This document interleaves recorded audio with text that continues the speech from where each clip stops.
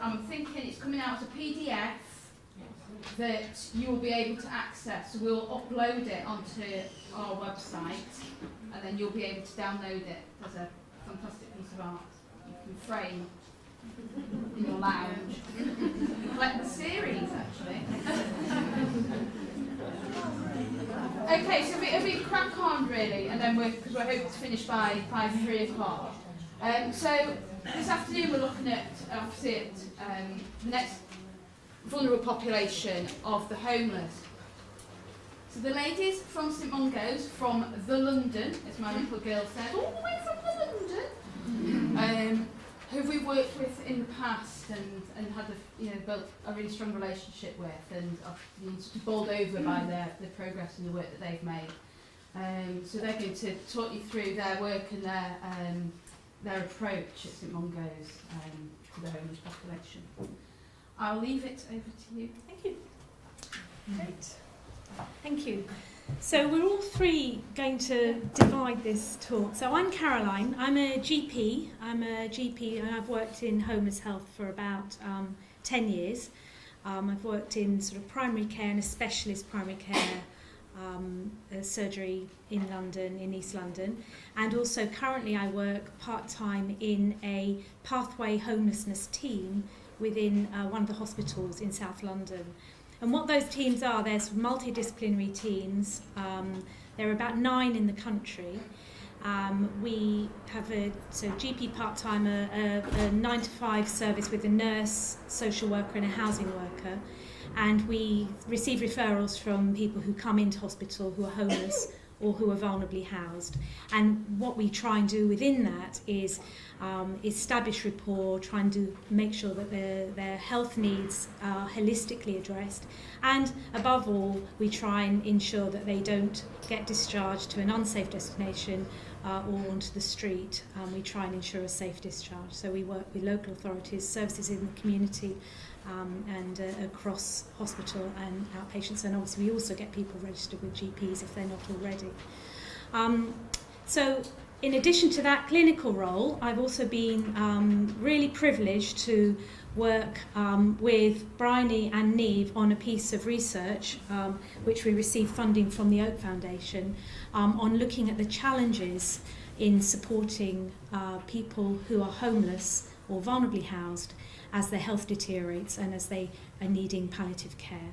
So we're going to be talking about I'm going to be talking about the problems of homelessness and health generally, and then I'll talk about some of the research and the findings. I'm going to actually hand over for introductions from Niamh and Briony now, and they'll tell you what they're going to be talking about. And then we'll come back to, I'll do the first third or so, or just over a third, with a little film in the middle. And then Niamh will be taking over, and then Briony will completing our presentation. So hi everyone, my name is Niamh Brophy. I am the palliative care coordinator for St Mungo's. Basically my role involves coordinating the care of our residents who either are deemed to have a terminal illness or where staff feels that they're very, very unwell, and just trying to navigate what care might be needed and at what point. I also manage a team of volunteer befrienders, so we match them with residents who are very sick, and we try to build up some trust and relationship to help them explore what their wishes may be. I also do lots of training for our staff, just to build up their confidence and skills in knowing who might be sick, what sort of things they should be looking at, and who can help when that time comes. And I'm here to talk to you a little bit about my experience, so go into detail about that, give you a little bit of a case study, and then, hand over to Briony. Great, thank you. I'm Briony Hudson. I'm a health psychologist and a researcher, and I work for Pathway, the homeless charity in London, and the Marie Curie Palliative Care Research Department at UCL.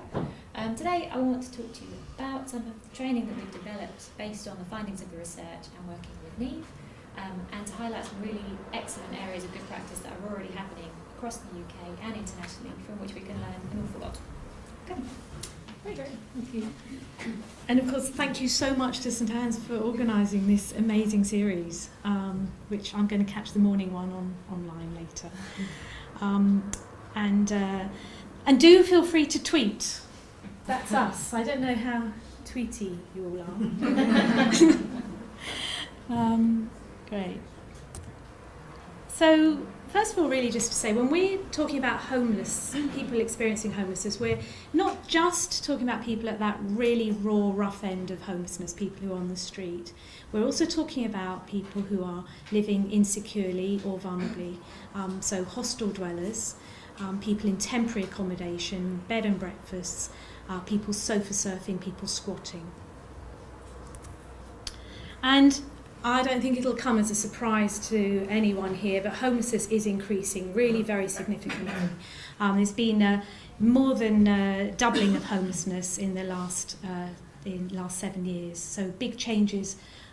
There was a real reduction in homelessness during the 90s and early 2000s, and then it's really been shooting up since 2010.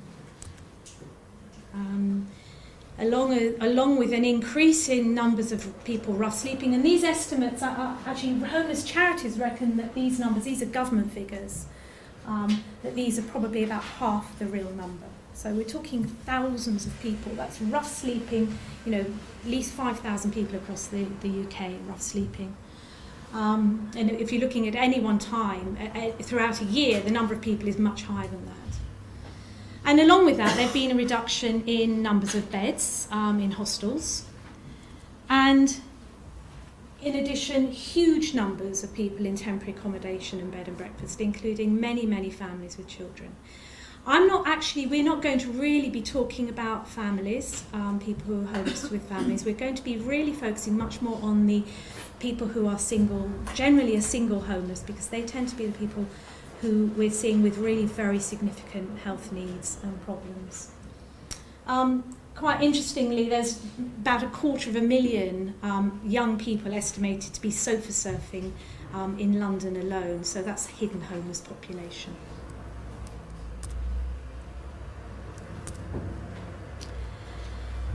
So causes of homelessness. Well, I think we can think in terms of the overall structural reasons for homelessness. Why has it increased since 2010? Well, it's increased since 2010 probably because of austerity, because of changes to benefit systems and benefit reforms. So we know that housing benefit capping has had a major impact on people who've been on the edges of being able to afford to stay somewhere and have lost their accommodation or are unable to find anywhere to stay that they can get support, adequate support from housing benefit. So we know there are, and as well as that, there's been many more people have been sanctioned for not turning up regularly to job centres and have lost their benefits, or have lost their benefits when they're sick and having to prove it. So there's a lot of external factors at the moment which are increasing inequality and increasing poverty, and consequently increasing people on the margins of society being actually pushed into homelessness. In addition, there are a number of individual reasons why people are homeless as well, which are very bound up with society as well. So there are some people can become homeless actually just when they lose their housing benefit. They can become homeless because they have lost their job or a relationship's broken down. And people can become homeless because they have had other drug or alcohol issues or mental health issues. But there is a group of people who often end up homeless for many years, in and out of homelessness, who have actually had quite significant adverse childhood events. And these are often the people that we end up seeing, often in hostels for many years, in and out of prisons, often had institutional care as childhood, and have difficult relationships often with family. So just really another slide around that complex trauma.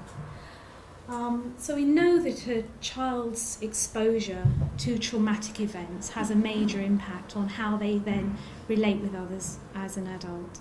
And it can have, and we know that also many people who are homeless, who have had complex trauma, end up using drugs and alcohol. Often that comes after their trauma, So there's a lot of work by Susan Fitzpatrick which shows that there is this ordering, that it's children often have been let down by society, have been in and out of care, and then drugs and alcohol are used to sort of blank out those really difficult traumas that they've had. And these in itself can then result in people who have very low self-esteem, may have high arousal, may end up being appearing sometimes aggressive or angry, and the roots of that are often fear.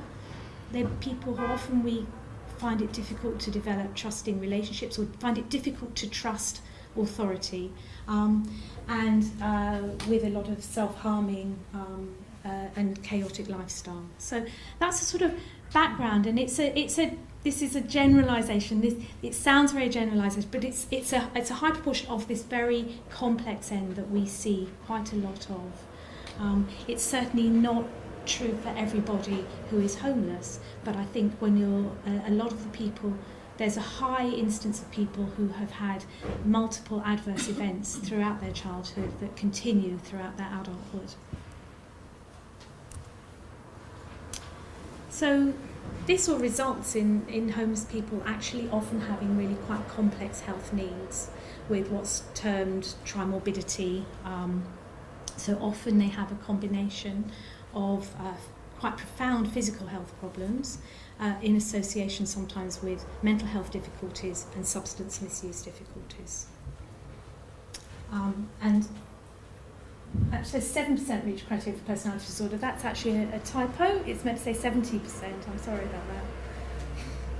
Just noticed that.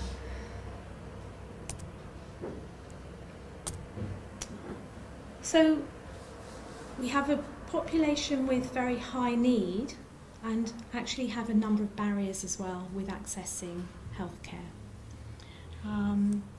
So health is often not seen as a priority. There's other competing priorities, often a roof, food, shelter, drugs, alcohol if there are addictions. And sorry, I can't read these, it's too small. I'm going to have to turn around. And as I mentioned, they may often feel quite distrustful of services, mainly because a lot of people have been let down in the past. So there's a real resistance to get help because it's believed to not be helpful. There's often a real difficulty in actually registering with a GP, and I hope everyone here is aware that everyone has a right to register with a GP. They don't need ID, they don't need proof of address. Practices cannot turn anyone away unless their books are full. So I think that's really important that people do have access.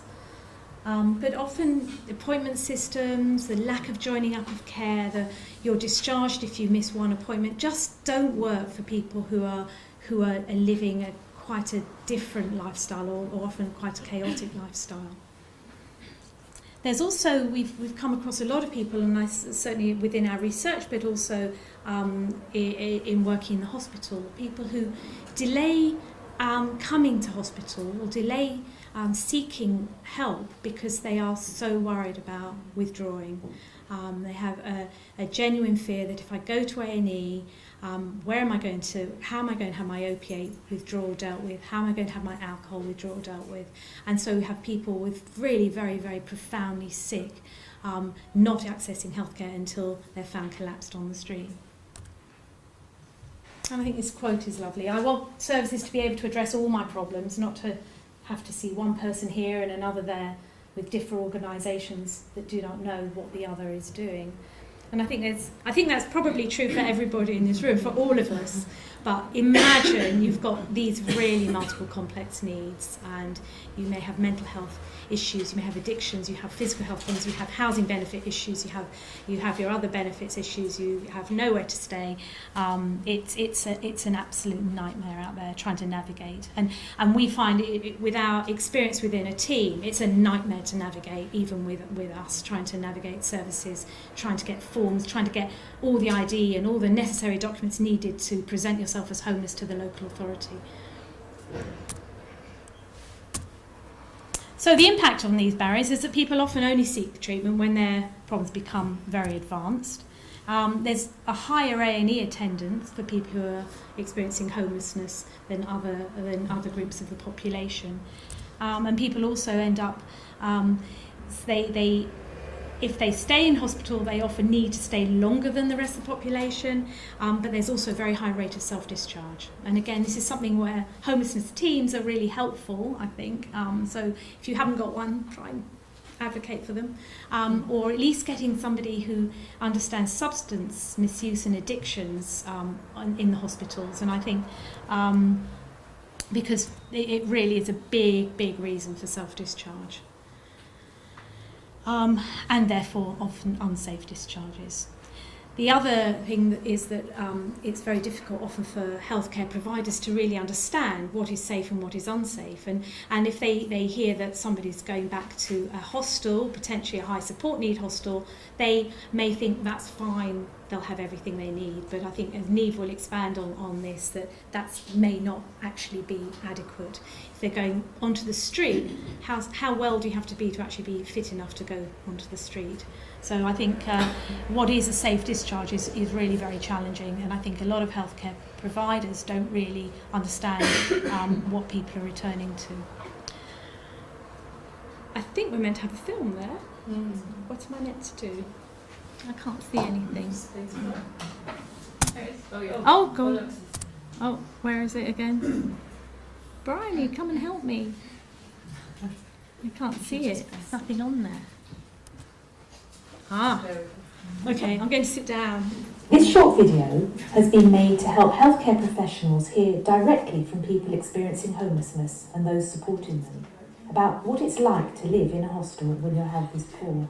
Sorry, can I just... We hope it will help foster more collaborative working and so improve the quality of life for this vulnerable group. Sorry, I should have said we made this video as part of our research for healthcare providers. I'm a GP and I've worked with homeless people in the community and also within a hospital setting in a hospital homeless team, and have become increasingly aware really of the complexity of need of homeless people. They often have a combination of mental health difficulties, substance misuse problems, as well as often profound physical health problems at a very young age.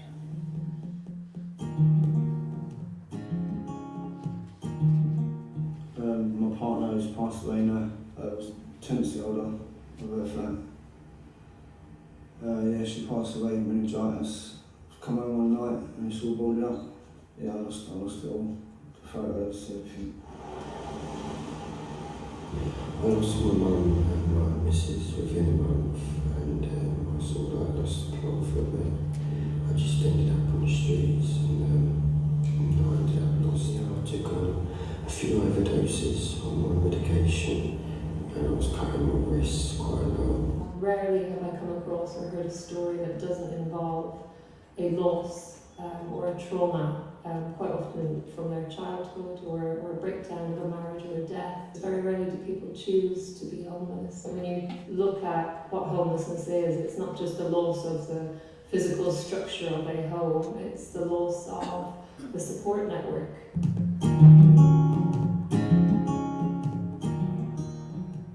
The fear of not having a home is like not having no feet to stand on. You're coming out back to the streets, so you're not going to get better, you're just going to get worse. You know, your children, they might send you out of the hospital early, and you might need to heal a bit more, but you'll be out in the rain and the cold. Homeless people die young, with the average age of death being in their 40s. And in the past year, I've seen a number of people within their 20s dying. When they get sick, they often don't go to hospital or delay going until they really have no choice. Took me nearly dying of double pneumonia to come off the streets. I now know that my lungs was full up with liquid. I couldn't lie on either side. I had to sit up with my back against the wall to go to sleep. And at that point I knew I was really ill. But myself, I just didn't want to go in because I was grubby. There is definitely a stigma attached, and when you go into the hospital, you know, a lot of residents sometimes they don't present well. They might look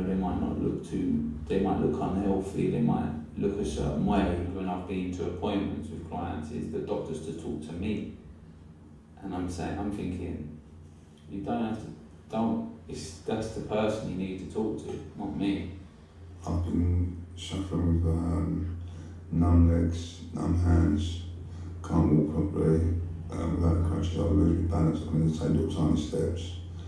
And I went to the hospital and they wanted to keep me in because I didn't have enough, I didn't actually get a chance to get any gear that morning.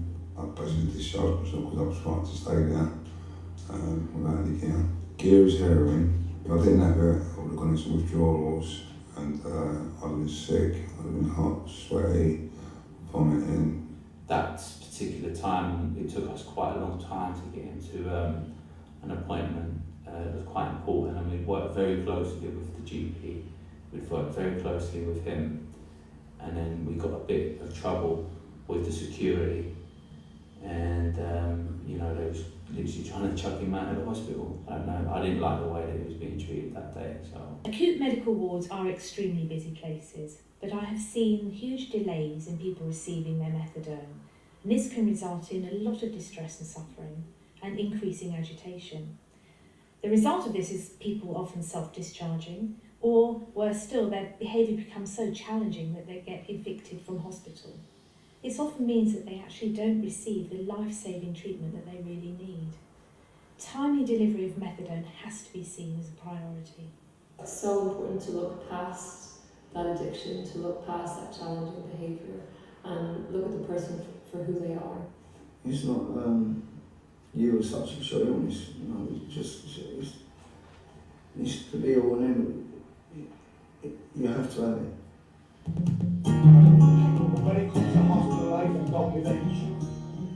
Somebody may be able to self-care while they're in hospital, but in the community they may be very isolated and may not have anybody to help them with their day-to-day activities.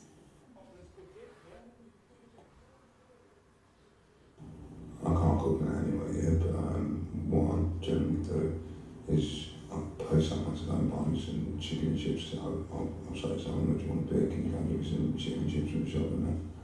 And yeah, so I'll be living on chicken and chips and probably do something without the stairs, you know, because them stairs are a problem, them doors are a problem.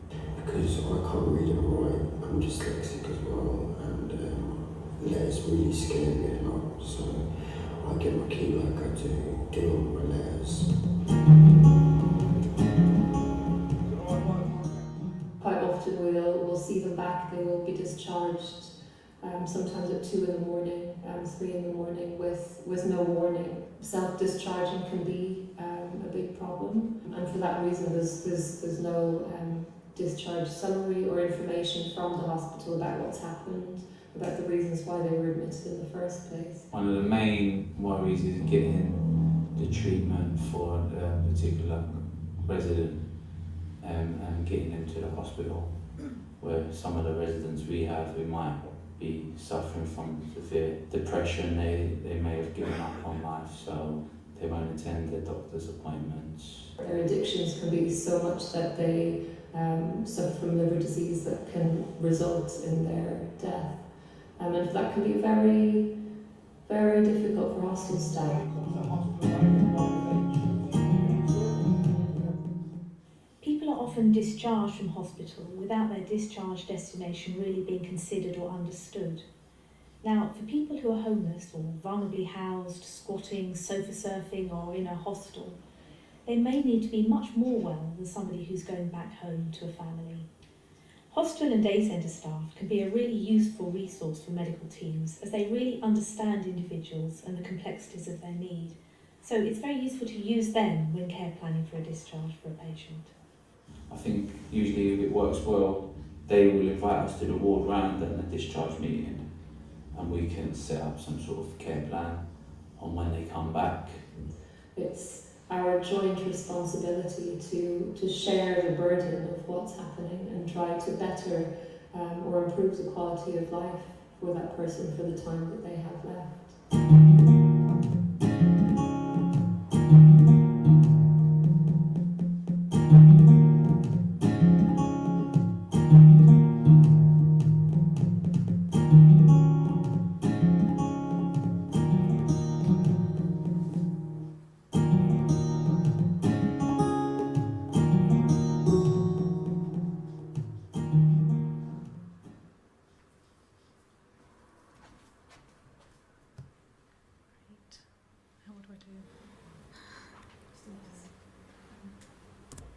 Great. So, so that was actually, we made that very short film at the end of our research, really, and it's mainly for healthcare providers, as you can see, so I hope you don't mind if it had a bit of an emphasis around thinking about people working within a hospital setting, really. But and obviously, as we heard, and I'm sure many of you know, that homeless people are dying really, very young, so often in their 40s. Some recent work that was published in the Lancet at the end of last year has actually shown that in all in resource-rich countries that the mortality and morbidity rates for people who have had multiple exclusion are incredibly high. So compared with so the blue numbers are standardised mortality rates for people who are the most deprived generally in society, so from very deprived areas within a country. And you can see they're sort of 2.1 to 2.8 higher than the rest of the population. When you look at people who are experiencing homelessness, it's 8 to 12-fold higher, so huge. So I'm going to just by way of introduction to the research, talk a little bit about Gemma, because Gemma is somebody that I saw within the hospital pathway team, and is sort of one of the reasons why we thought we really needed to understand the situation and the problems a little bit better to work out how we can address them. So Gemma was 28 years old. She'd been street homeless for many years. She'd been brought up, she'd been in care. She had a child that was now living in care as well. She had been on the street with a fairly abusive partner for many years, and had been in and out of many different hospitals with decompensated liver disease, with increasing frequency of admissions in the last few months. Her partner would always get her to leave hospital, so she always self-discharged before completing her treatment. And in fact, he'd been banned from hospitals, which is why they came. I met her for the first time. She came to our hospital, having been to other hospitals in London on numerous occasions. She finally ended up in a hostel with her partner, so finally the local authority decided they would put them in the same hostel, though despite concerns around safeguarding and their relationship. But it was the only way she was going to get off the street. I saw her, she basically saw her, had a lovely chat, went off to, I was going to buy her a TV card so that she can see what she, and getting her a few things to keep her comfortable in hospital. She'd come in encephalopathic, really, really sick, and I saw her a couple of days later and was really amazed that actually she clearly was bouncing back quite quickly and looked really well. And then within about 20 minutes, by the time I came back, she'd self-discharged. Found she then had, she was found to have had bacteria in her ascites, so she had a sort of bacterial peritonitis, so everyone was rather concerned. So got in touch with all the outreach teams, finally got her back into hospital, and she came, after about 4 days, and all the negotiations were done with her partner rather than her directly. She came, had a little bit of treatment, then self-discharged, ended up back in the hostel, and then collapsed and died a couple of weeks later when everyone actually thought she was getting better. So the question is, how can we improve palliative care for people such as Gemma? Really? Now, Gemma is one story. There's many different stories. She's one example, I guess, of somebody who had quite a lot of very complex history, with a very difficult to know how we can make things better for Gemma. And I think the other thing is that we're also don't know what would good be. What is it that we're aspiring to? So most people would wish to be at home with family, and it's kind of hard to conceptualise for a group of people that aren't going to be wishing for that, what their wishes might look like. So based on this complexity, realising we really didn't know, we set about doing a piece of work. So this was a collaboration funded through the Oak Foundation. So it was basically UCL Marie Curie Research Department with the academic lead. It was done through Pathway Charity, which I'm connected with, Coordinate My Care, and St Mungo's. And we basically interviewed over 120 people, and this was a combination of people who were homeless, living within a hostel or accessing day centre, people who were had been through the homelessness system, who were experts by experience, a number of hostel workers, frontline staff and managers, and a range of healthcare providers, which included people working in palliative care, specialist GPs working in homeless health, specialist nurses, and drug and alcohol, people working with drug and alcohol and addictions. And what did we find? We found it's really difficult, it's really challenging. It's really challenging knowing who we are thinking about, who is palliative, and it's also very challenging knowing where, what and how that palliative care can be delivered. But I shall break that down a little bit more and tell you a little bit more than just that. Uncertainty and complexity. So I think, again, many of you will probably recognise this trajectory. So what we're dealing with is a lot of people who, particularly if they've got addiction issues, might end up with liver disease or sometimes kidney disease. And the trajectory is often that people can be get very, very sick, end up with often a hospital admission, and then bounce back to a certain extent, and then carry on, and then get interspersed with many serious events. Now, it's actually very difficult to know which of those is going to be the last event that they have, their last admission.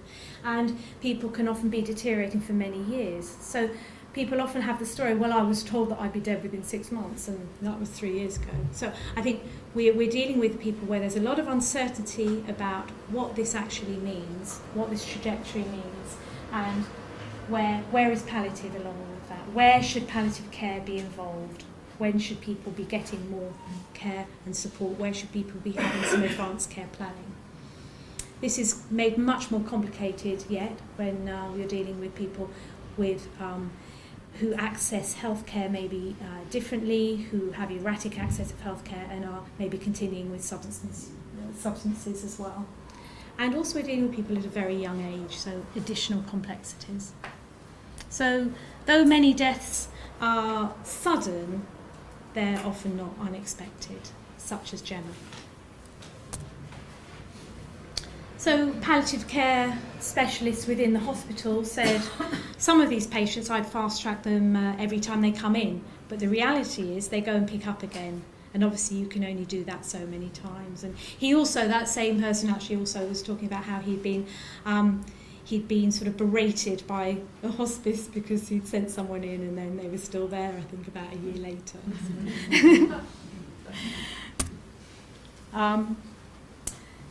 So we've got a problem with uncertainty. We've also got a huge problem with gaps. There's huge gaps in services about where people actually can be supported when they have high care and support needs. And at the moment, many people with very complex needs are being supported within temporary accommodation or hostels with really barely adequate support. There's a whole nother story of people who now have no recourse to public funds, where there is not even temporary accommodation or hostel care for people. But I'm really not going to go into that in detail because it is becoming an increasing problem, and they're basically accessing day centres. And if charities are helping them, unless we can get social services to actually take responsibility, which we have to fight for.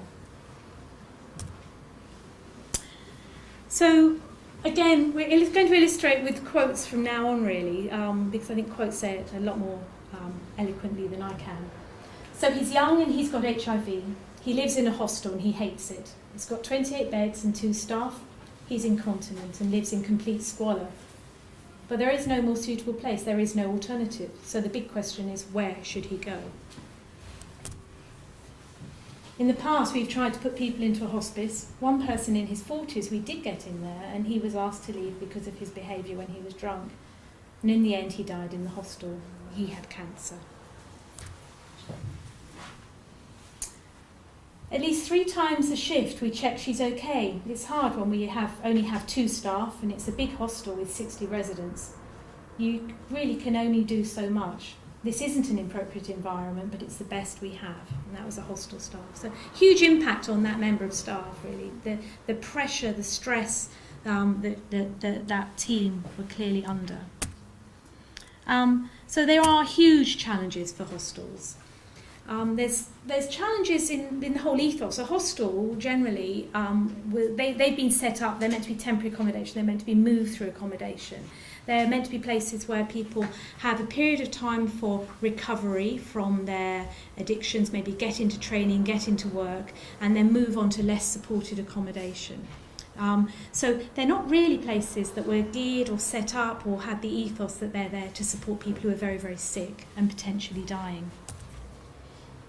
But they are increasingly supporting people who are very sick and are at risk of dying. And so again, many of the hostel staff and managers were saying that they're seeing people at a younger, particularly the hostels that are meant to be taking people with complex needs, are taking people at a much younger age than they used to. So this is an increasing problem. There's also huge practical difficulties for people working within a hostel.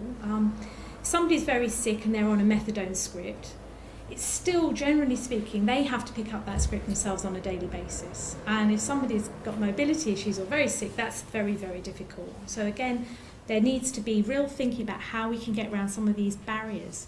If somebody's on opiates, needing opiates for pain relief, again, in a hostel, where do you store it? There are real practical issues supporting people who are sick within a hostel. The other thing that came up recurrently was a real problem in accessing social services packages of care. And these barriers were around, first of all, having a referral actually accepted if someone was in a hostel. Then, even if a referral was accepted, if somebody came to do the assessment, if somebody was intoxicated, the referral wouldn't happen, the assessment wouldn't happen. If they then got a social worker to come back when somebody was not intoxicated, so at 9 in the morning, drag him out of bed, then they'd say, well, he hasn't got any care needs, he says he's fine and he can manage.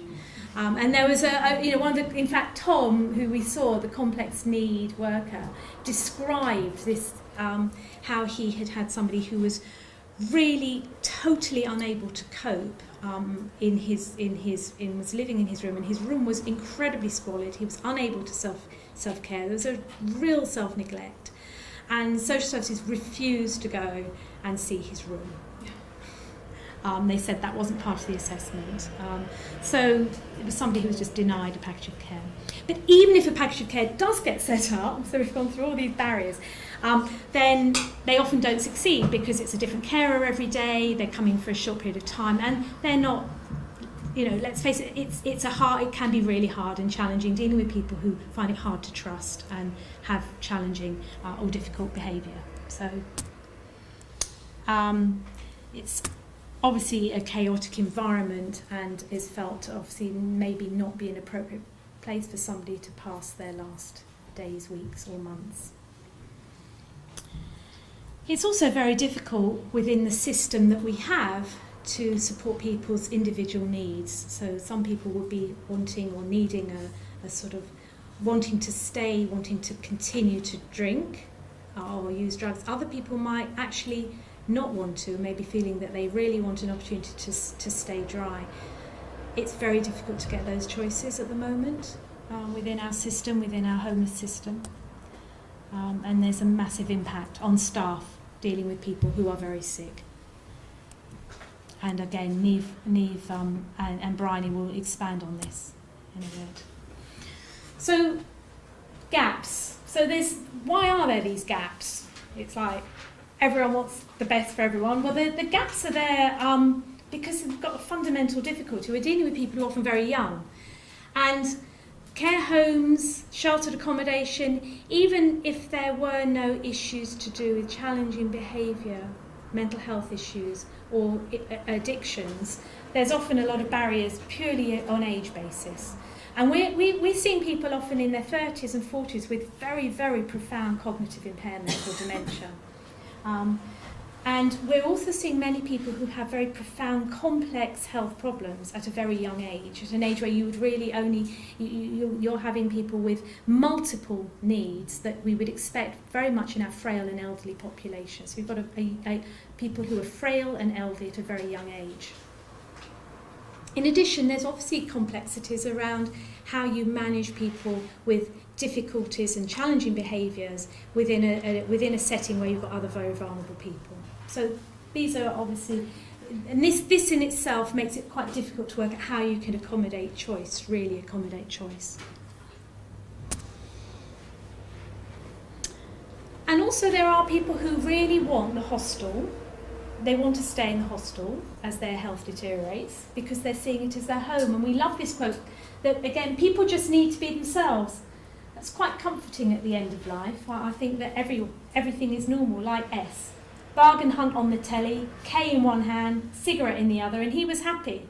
And people shouting, not a problem, because it's like, I feel like I can be myself right up to the last breath here in this situation. So this might be what somebody really, really wants.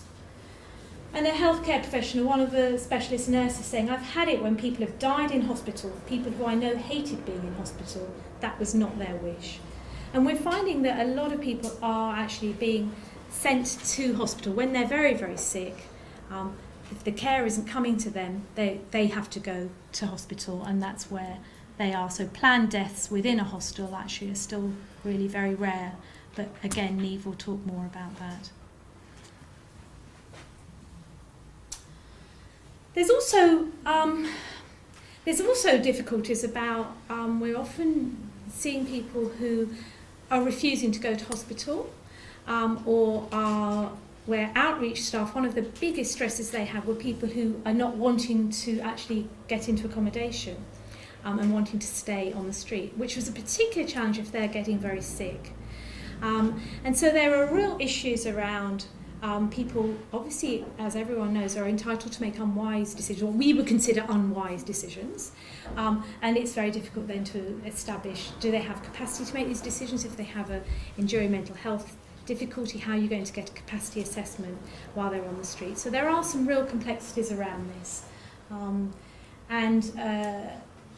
In addition, obviously, Care Act assessments, often, as I mentioned before, would think that somebody's making a lifestyle choice if they're intoxicated, and what about if there are capacity issues as well?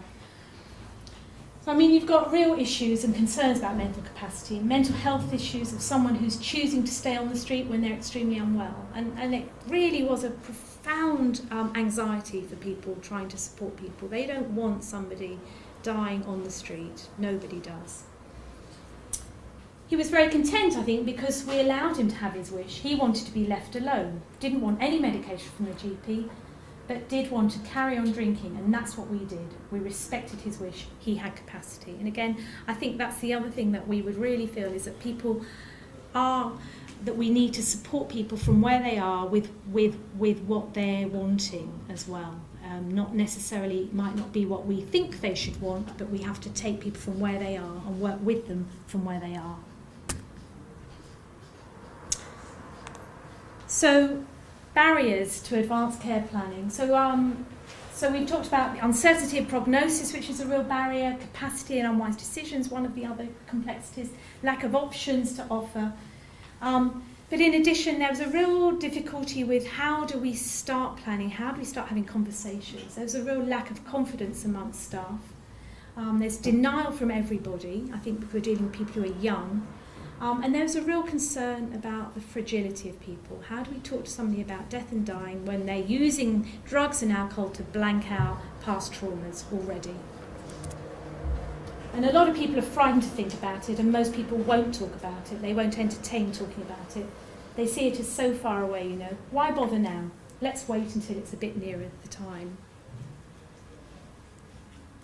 So I'm just going to put up, this is my last slide. And it's a little bit more positive because it's actually, where do we go from here? And then we're going to move on to Niamh and Briony. So from all of this complexity, we think there is a way forward. That's the first thing to say.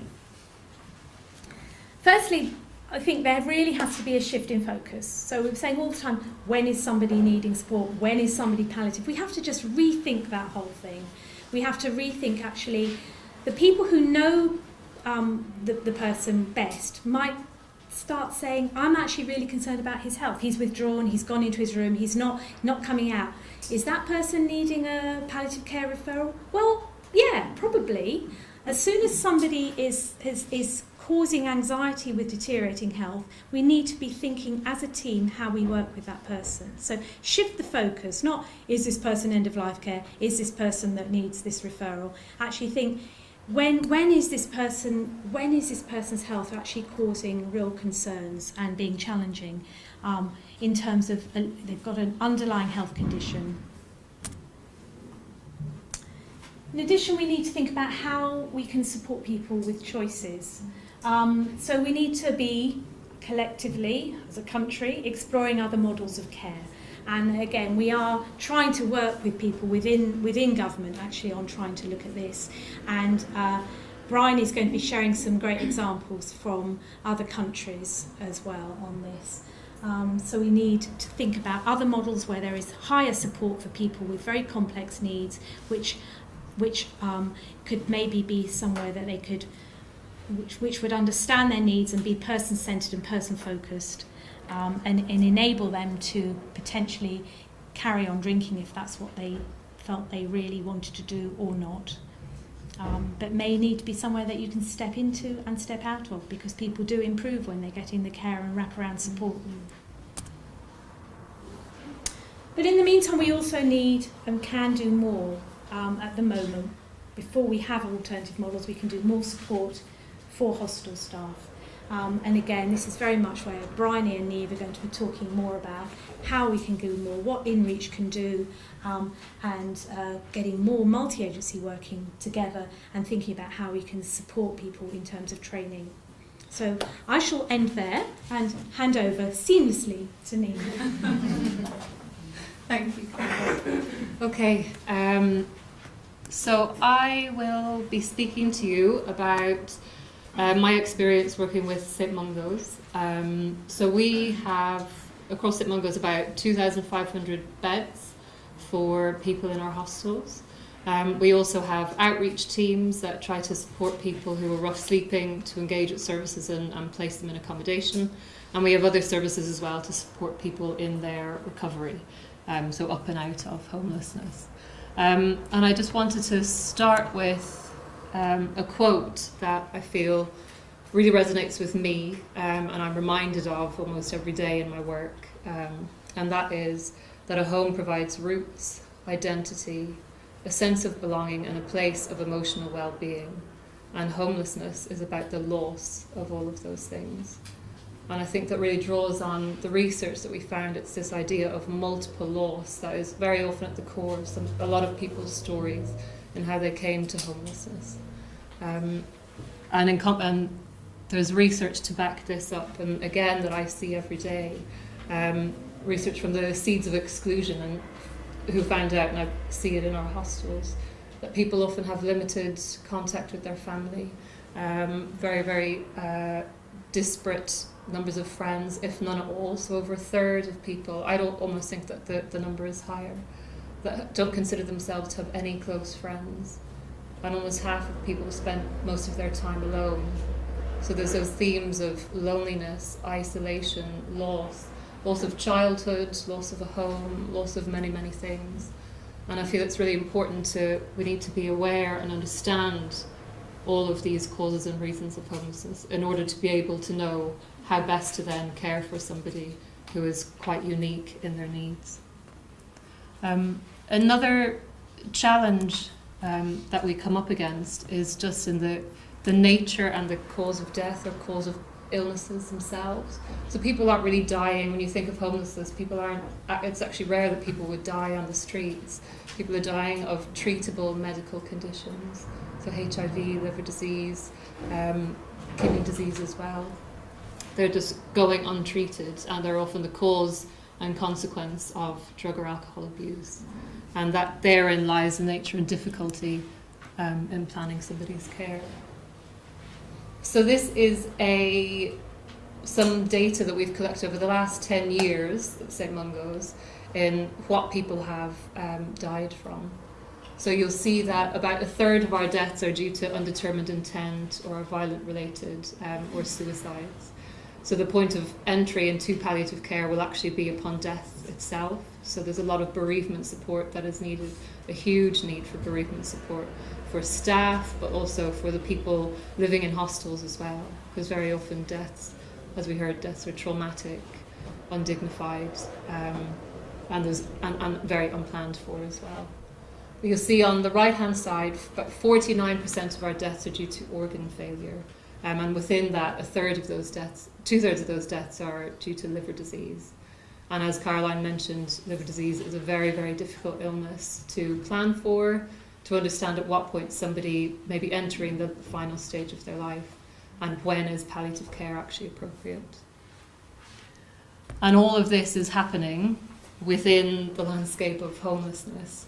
And this is just a short, this arrow sort of is representative of the homelessness landscape, the traditional homelessness landscape.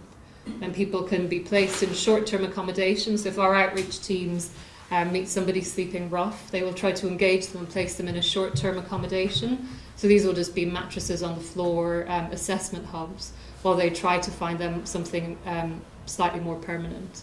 People could then be placed in a first-stage hostel. So most of our hostels across London and the south of England would be first-stage hostels. And they vary in the levels of support that we provide. So they can be very low levels of support, but they can go up to high support accommodation. But again, as Caroline mentioned, they're in no way high support from a traditional medical sense or from a nursing care perspective. Within first-stage hostels as well, people are often linked in with a key worker. So they mentioned that in the video. So key workers will be responsible for supporting people to maintain their appointments, link them in with benefits, try to link them in with other services to address their needs, in the hope that they would then move on and into more semi-independent housing. So that would be, very often they're sort of houses with bedrooms, and usually their own little kitchenettes, and then just an office on the ground floor. And that office is only open, it'll only be staffed 9 to 5, Monday to Friday.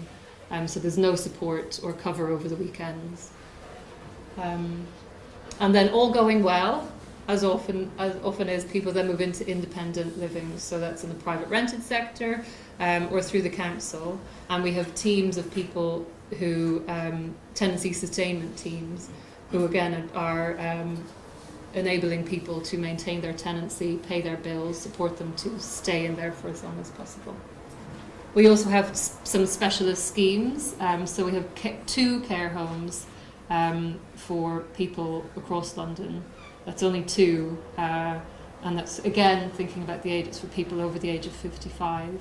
But we're seeing increasingly there's a lot of people. I have a gentleman who's 37 at the moment who meets that criteria in every sense, except for his age. And St Mungo's is fairly unique in that we have quite a lot of services. Other housing providers wouldn't have these specialist services at all. And thinking about first stage hostels, which is where I see most of our residents, these hostels are mixed. They're wet, so that means that people are allowed to drink alcohol on the premises. People also take drugs on the premises. I had one resident recently who said if you don't come in with a habit, you'll certainly leave with one. And that's simply because there's a lot of opportunity and a lot of temptation and often a lot of pressure exerted on people. And that's compounded by mental health issues, physical health issues, and substance misuse. So it can be quite a chaotic environment that people are living in and people's health is deteriorating in.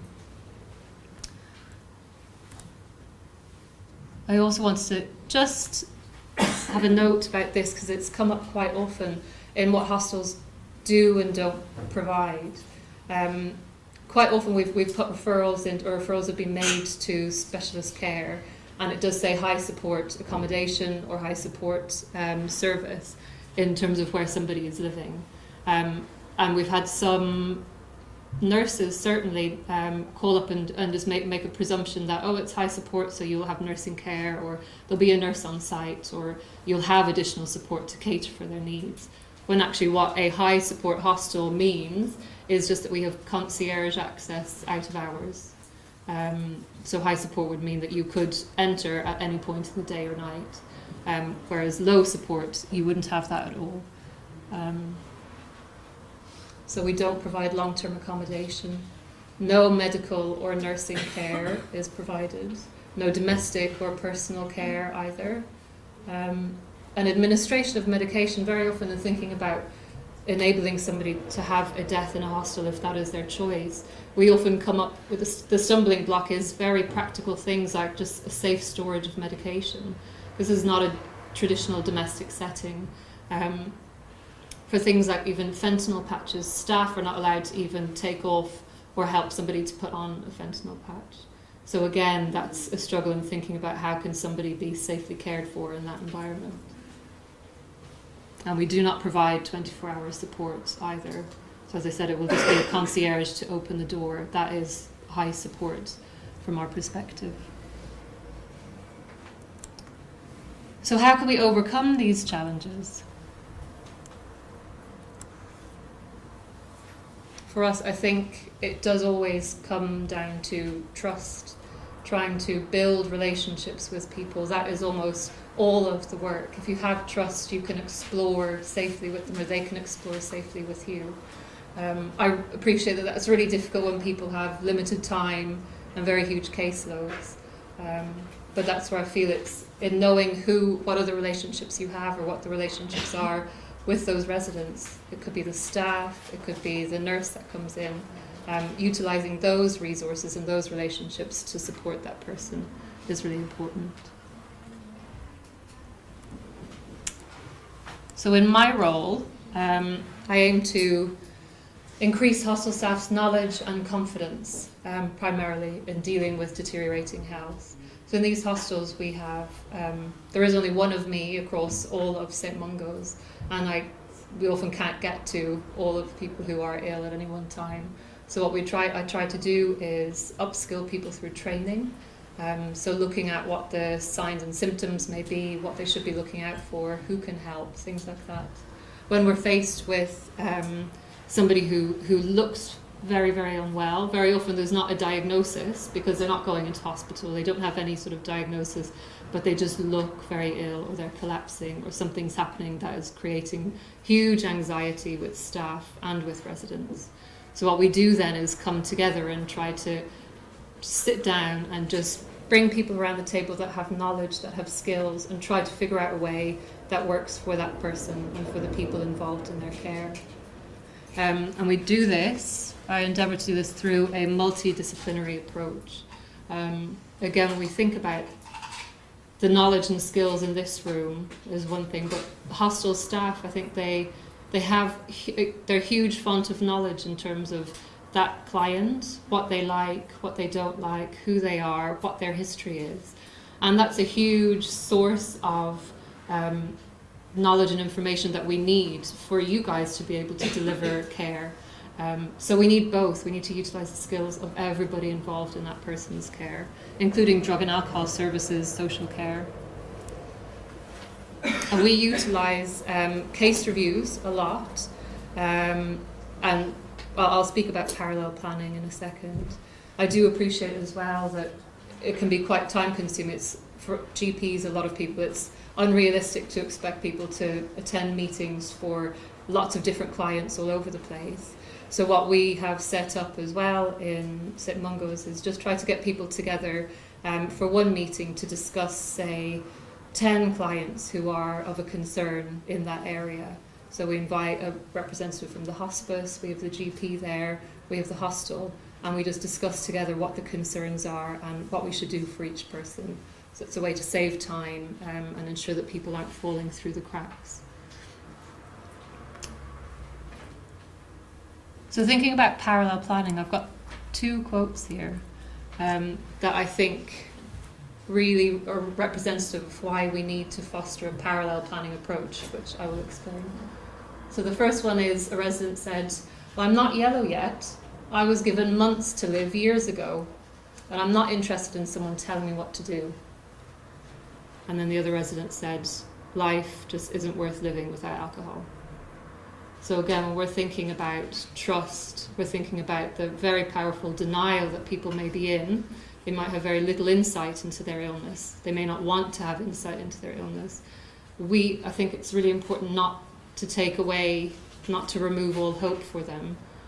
If you think about their coping mechanisms, drinking alcohol could be because they're trying to black out traumas that they've experienced as a young age, and we can't go in there and try to remove that because it just won't work. We have to work with that and work with who the person is.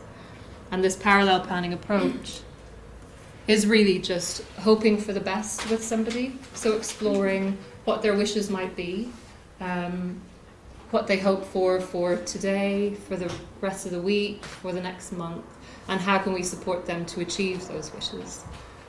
But it could be detox as well. We hear a lot of people saying, oh, I'll give up, I'm going to go to detox. Their previous behaviour would indicate that they probably won't make it to detox. They haven't yet. But again, we're not here to say that's never going to happen. We say, okay, great, let's work to do that. But also at the same time, let's think about a plan B. So if you weren't going to make it to detox or something happens, we don't want you to end up back in hospital because you hate it there. What can we do to help you stay here for as long as possible in a place that you feel safe? So that way we're trying to address needs, we're trying to crisis plan essentially, but at the same time support people to feel like they can still make changes and still have some quality of life. So we have early and repeated conversations with people. So even they may just have some symptoms, they may have just had a recent diagnosis of cirrhosis of the liver, and conversations, really we're encouraging staff to have those conversations even then. Not just about the end of life, but about living well and trying to provide that quality of life. And respecting choice, which is key, even if we feel that it's the last thing we want for that person. We just want them to get better. We don't want them to die in hospital. If that's what they want and they have capacity, then I see our role as just supporting that. So in order to do this as well, we've developed some tools with Caroline and Briony as a result of the research. And the first one is a case review prompt. And that is really, again, because we have hostel staff who might not have the confidence to call a big meeting with lots of doctors and nurses there. It can be quite intimidating. So we've developed this tool to give a bit of structure to those discussions. There's lots of areas on the left-hand side that need to be addressed, things like substance use, relationships, family, the hostel environment. And we then have a space to consider the client's concerns and what they may be in relation to all of those areas, and at the same time what the hostel's concerns may be.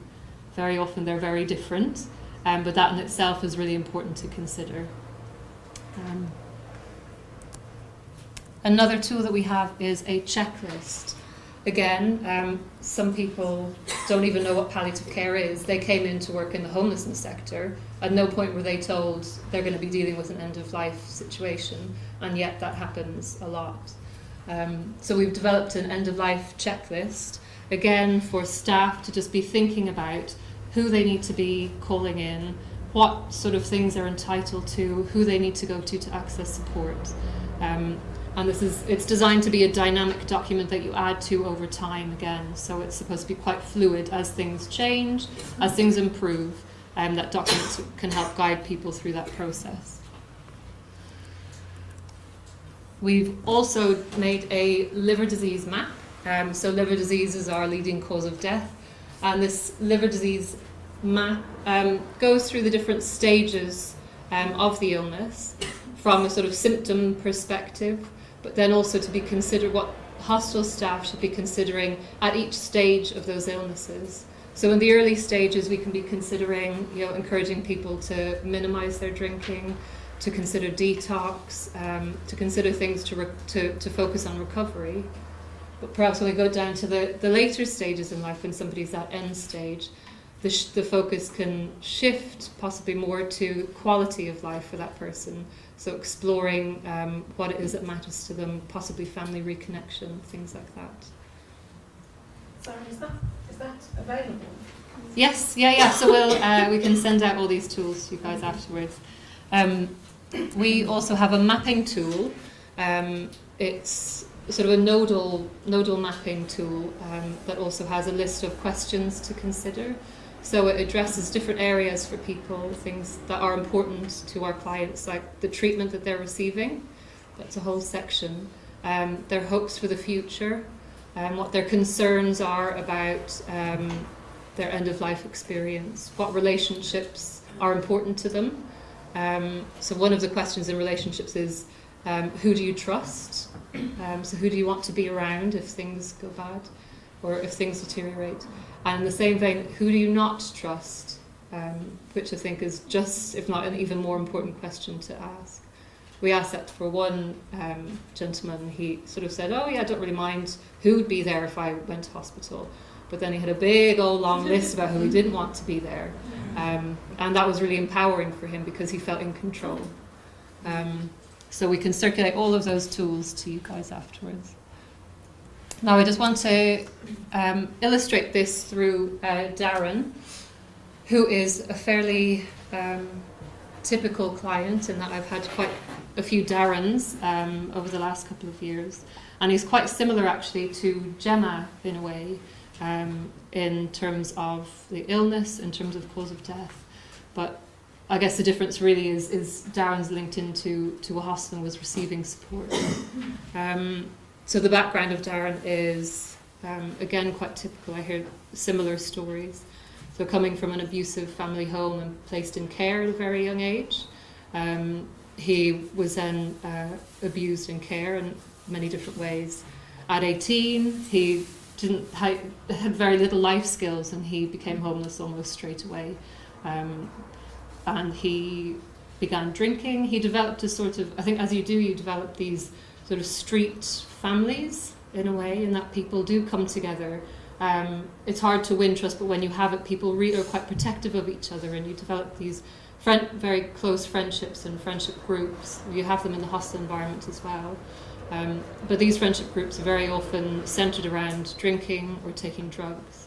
So if your health is deteriorating, if you have spent an amount of time in hospital, when you come out, that group may have moved on. So although people have support networks, in a sense, it's not really a long-term or consistent support network for people.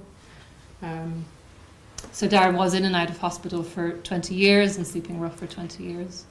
He was then placed in one of our hostels because his health really was deteriorating. So he had lots of symptoms related to liver disease.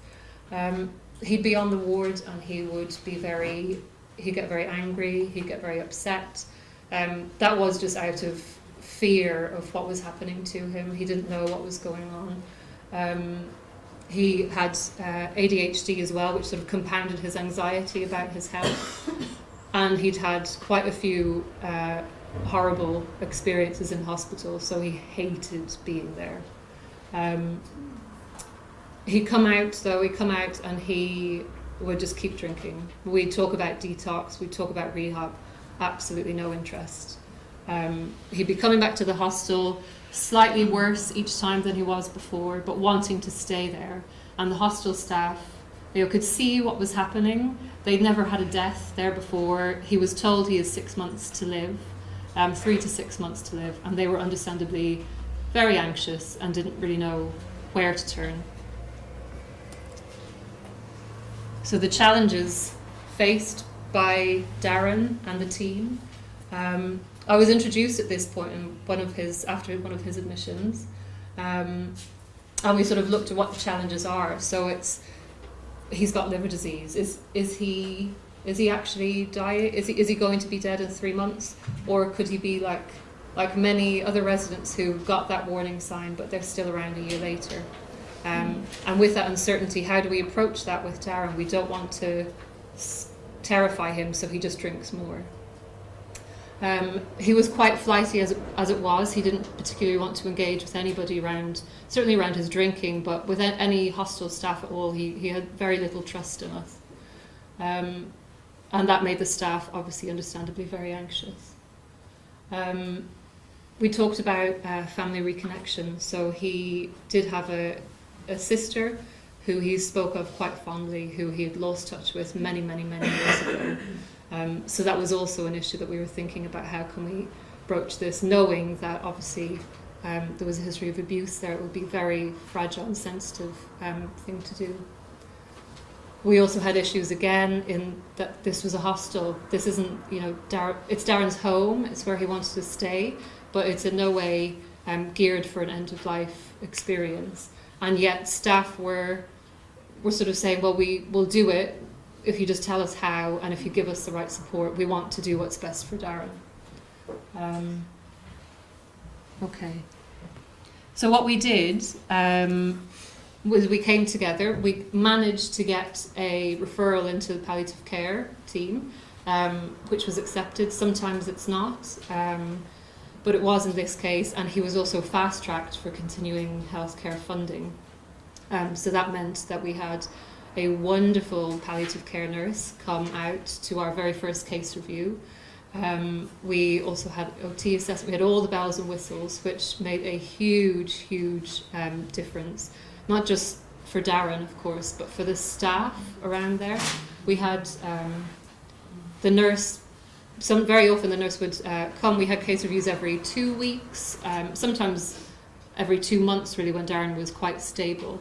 And sometimes the nurse would turn up, Darren would tell him to F off in a very, well, no, not in a no way polite way. And so he would just spend his time actually meeting with the staff. And the staff had so many questions, had so many concerns, and we could just take time to sit down, address what those concerns are. It meant that we could anticipate the challenges of medication management, of things like that, in good enough time that it wasn't just a crisis-led admission again, because we don't know what to do. So the input from the palliative care team was really invaluable. So over time, as I said, Darren was fast-tracked with 3 months to live. A year and a half later, still fast-tracked the whole time, receiving continuing care funding. His crisis admissions reduced. So a lot of those admissions were due to his anxiety, really, his shortness of breath and things like that. So with input from people from OT and from the nurse to just address what his concerns are, his anxiety levels actually decreased. We had open and honest dialogue about his continued drinking. So he knew he was going to die if he kept drinking, and he wanted to continue drinking. It was his choice. He did have capacity. And we had open and honest dialogue with the residents as well. So we got his consent to hold a meeting just to explain to everybody what was happening, because they're impacted by it as well. They're seeing what's happening. And we felt it's important that everybody knew. Darren did sort of take some advantage in that he would remind people that he was dying and then request beer and cigarettes and chips and things. But people really rallied around him, and they really took care of him. The residents would check on him, the staff would check on him. So it was really amazing to see people felt empowered rather than just terrified by what was happening.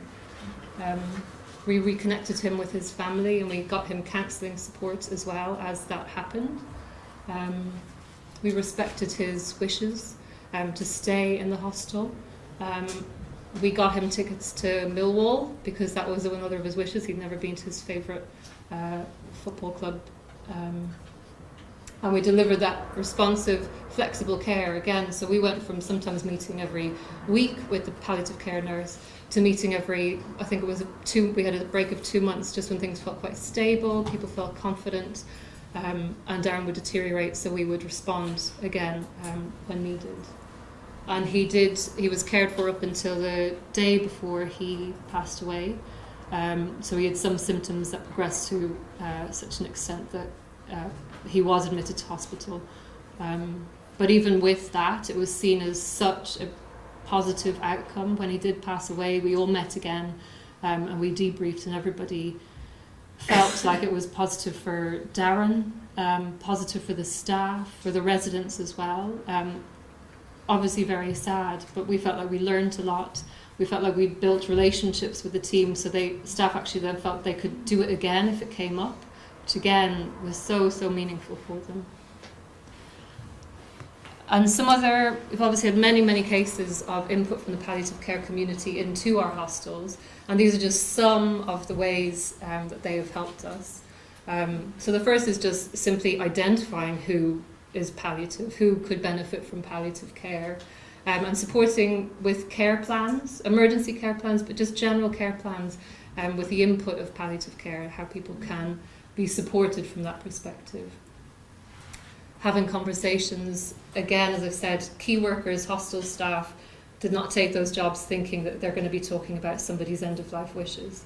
They have no training in that, and so support to have those conversations, what to say, how to have them, can you support me to have them, is so valuable. Training, we're going to be talking about training. I'm just going to hand over to Briony in a moment. Training of frontline staff, as I mentioned, but things like pain relief as well. So it can be very complex. Pain management can be very complex for people who are homeless or opiate dependent as it is, or just taking a cocktail of drugs, as is often the case. Things like bereavement support as well. I think it's hugely underestimated the impact that deaths have on residents in hostels, but also for the staff in hostels as well, and bereavement support is so needed. Again, it's something that we were hoping to expand when we expand our volunteer service, because we recognise that it is a huge need there.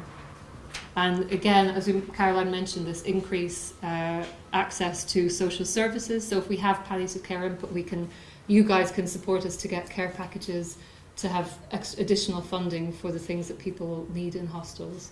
So all of that's just a short list, but your input is invaluable for our hostels and for our staff. And now I'm going to hand over to Briony to talk a little bit more about the training we mentioned. Thank you.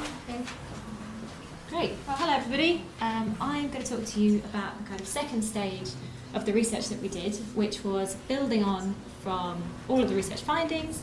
And you might be familiar with this document on the left, which was developed by St Mungo's and Marie Curie back in 2011, I think, which are some resources for supporting people towards the end of life who are homeless. So, as I said, we took the research findings, we took Niamh's experiences and the experiences of Peter Kennedy, who was the previous palliative care coordinator for St Mungo's, and we put everything together into a 2-day training for hostel staff.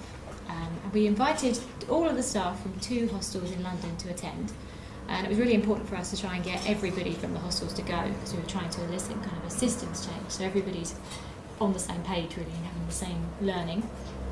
So we ran it twice so people could come, and we're also building a website which we'll tell you about later. So really I just want to tell you today about what's in the training. We did an evaluation of the training to see what we could learn from it and what we can improve moving forwards. And then after I've talked about that, I'll talk about some of the examples of good practice that are already happening across the UK and also internationally. So really, you could probably guess what was in the training from the presentations that we've just had. So it was over 2 days. On the first day, because of all of the uncertainty about who is palliative, what is deteriorating health, in this context, we wanted to really focus on helping hostel staff to identify people whose health was deteriorating and was a concern.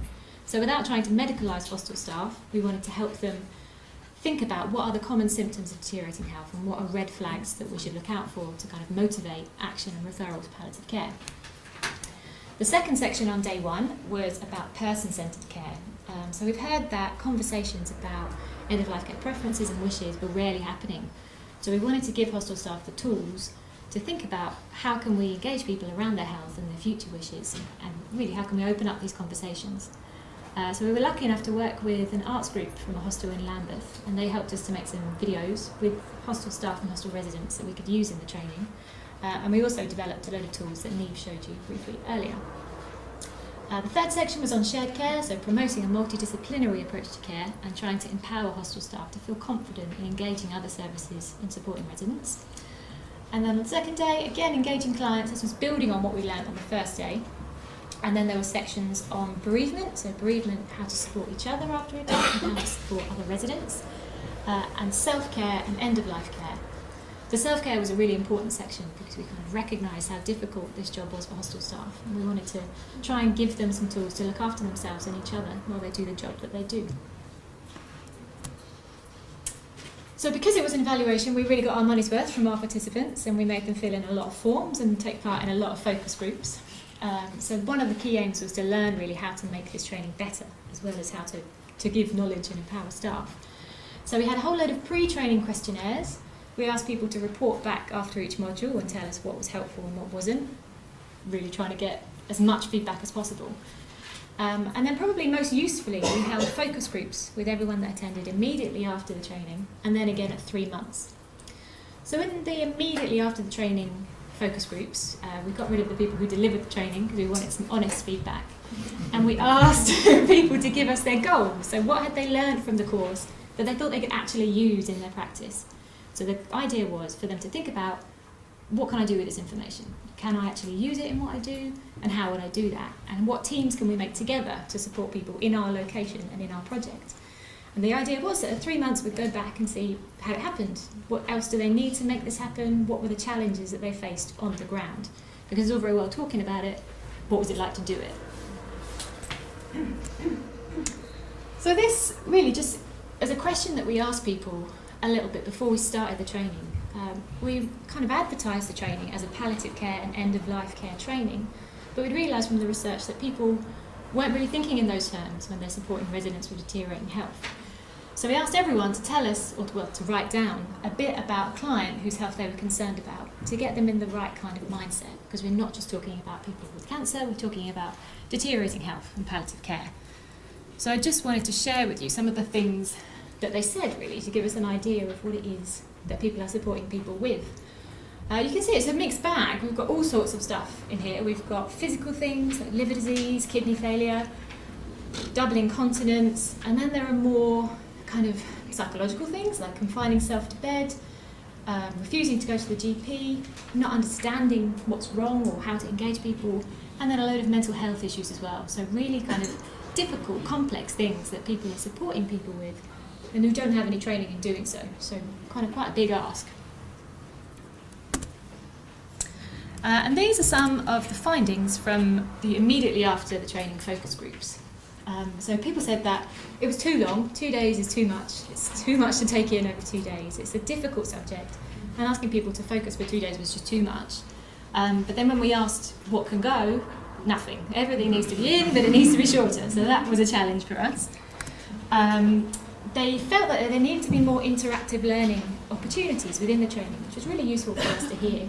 So it was about how they can share their knowledge amongst themselves rather than being told stuff. So you learn better when you're doing. So talking amongst each other, learning from each other was a really important thing that they felt they needed to do more.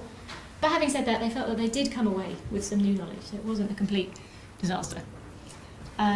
So one of the quotes here, keep everything in but spread it out more. It's a lot of information if you've never done it before, and at the end of the day your brain is bursting. So they did appreciate the focus on hostel staff, and we thought this would be a really useful thing to include.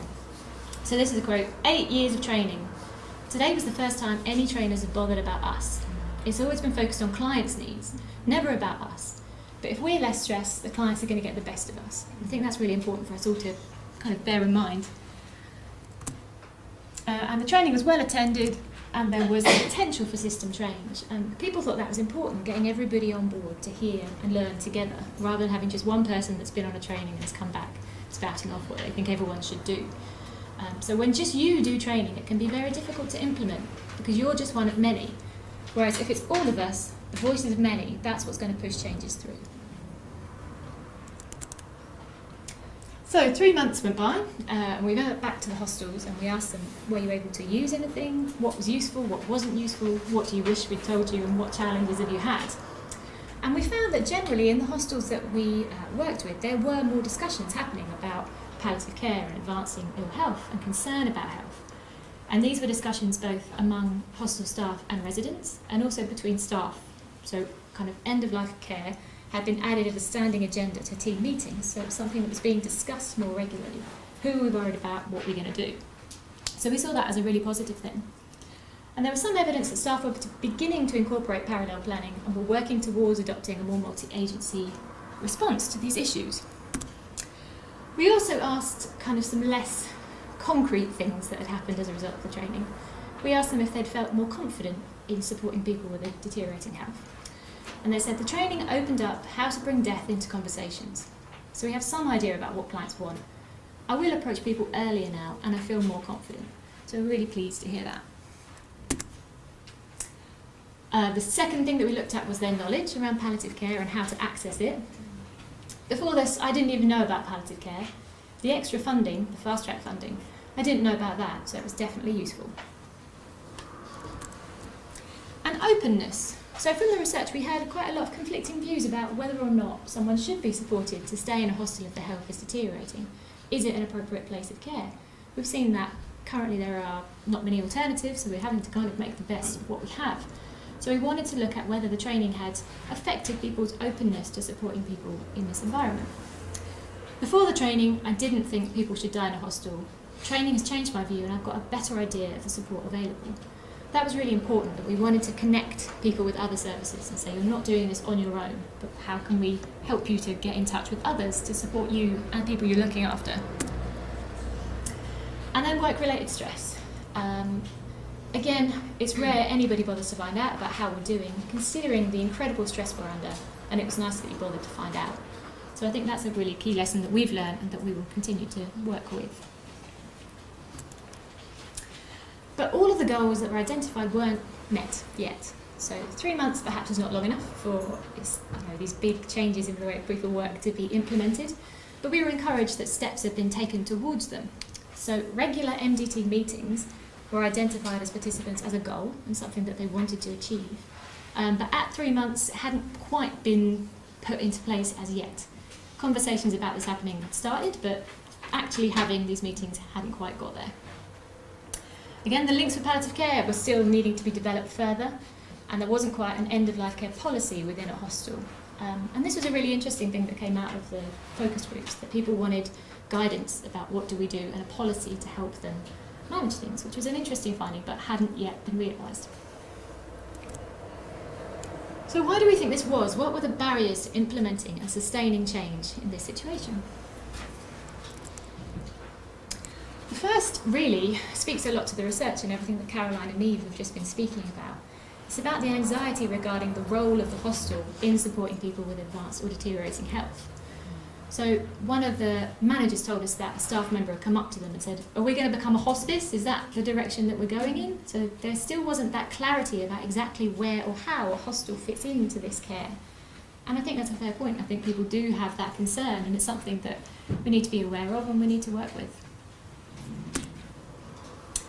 The second challenge was the focus on recovery, which we've also heard about already today. So the training was great, but then there's new people coming in and it's hard. Our core key working training doesn't really focus on these issues. So that was a point. I think turnover from the staff was really high. So when we went back to the hostels at 3 months, a lot of the people that had been on the training weren't there anymore. They'd either gone to a different service or they'd left their role. So those new people didn't have the benefit of that training. So retaining the knowledge from the training was difficult, and people are moving through systems very quickly. So the key core training was about, as you'd expect, recovery and about engaging people in employment and training options. So not everybody in the hostel had the same training, and they weren't getting this training about these issues. And again, this is related. The performance indicators for hostel staff don't come anywhere near thinking about deteriorating health and quality of life and supporting clients who are in this situation. It's more about, again, employment. So our support plans need to have some things that help us, rather than just looking at things like employment. So we have their key working schedules and things that are to discuss in key working sessions. They're not about palliative care.